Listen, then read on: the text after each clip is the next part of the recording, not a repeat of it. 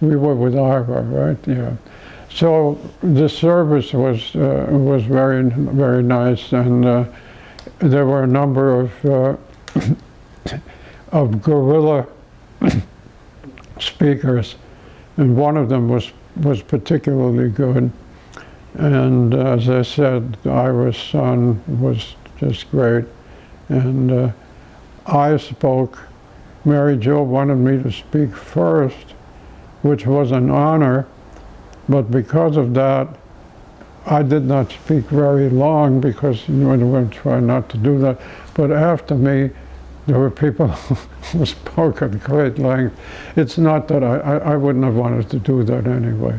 But there's always one guy, there was one guy, and he was one of the hockey guys. He actually read, and he went on forever. That always happens. But it was a really nice event. And what was wonderful about it was that John Faddis came. I hadn't seen John in a long time. And he brought his horn, and he played a cappella. And he played first, he tossed off the Louis' Intro to West End Blues, which he did perfectly. And then he played Memories of You, which was introduced as having been played by him and U.B. Blake as the youngest and oldest at a Dick Gibson jazz party. So they were put together. John was then barely out of his teens, and U.B. was approaching 100. She never quite did. It was just a few months short of 100 anything. So the two of them together played Memories of You. And there was Ira was there. Ira was, of course, there when that happened. So that was a very appropriate thing to do, and it was very moving to hear John do that by himself. Did it by himself perfectly. I hadn't heard him in quite a while, and his sound has gotten fuller, and he looks great. And you know, like a trumpet player, his rib cage is really out. And I was thinking about John, who is such a sweet person. When he first came on the scene, you know, he was about 18. I mean, it was remarkable.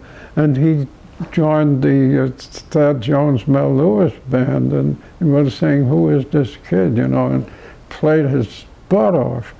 And but he had, and he told me later about that, but it was clear he didn't have any conversation. I mean, he was a kid, where he came from the Midwest somewhere.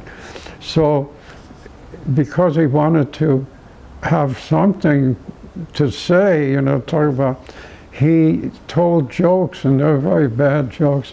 And he said he got them out of a joke book, or something like Miller's joke book or whatever. He memorized them and he told the jokes. So that was my first encounter with John, was with the jokes.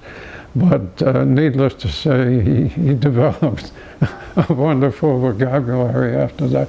He and Lou Soloff were roommates, and Lou, of course, unfortunately is no longer with us. But I visited them once, and they had a, you know, typical apartment shared by two single men, you know. But there was a big bed which was covered, of course. When I came to visit them, the bed was covered with Louis blue Deckers. Yeah. So that was really one of the key moments at Ira's service, and he would have loved it. And you know, I mean, it was a nice send-off. I hope that I get one like that. The only thing about Riverside, you know, the Riverside is on Amsterdam Avenue, it's great for me. I mean, it's only it's a block and a half. It has very good acoustics. Travis sounded wonderful in there, but it has terrible seats. If you sit there for a couple of hours, your back is not going to like it. So I would say that if you are attending a service at Riverside, bring a pillow.